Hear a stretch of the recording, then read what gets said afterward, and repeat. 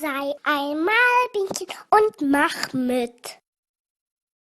Heute malen wir einen Marienkäfer.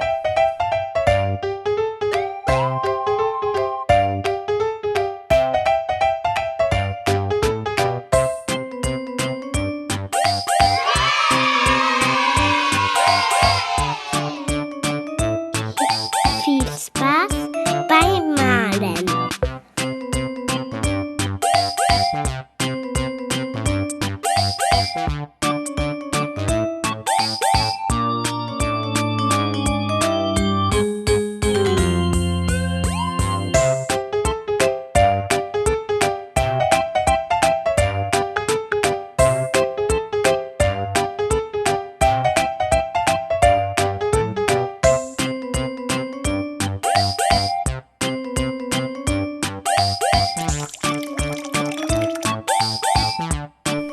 Das ist rot.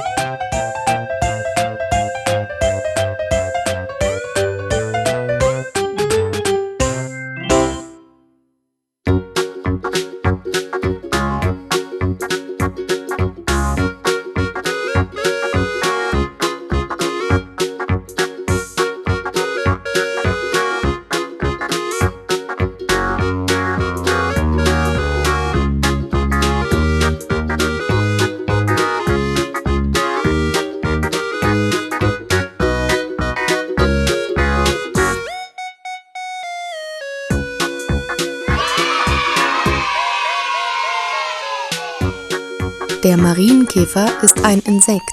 Er ernährt sich von Blatt- und Schildläusen.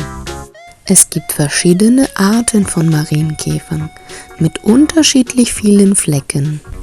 Die meisten Marienkäfer sind rot, aber es gibt auch orangene und gelbe Marienkäfer. Vielen Dank fürs Zuschauen.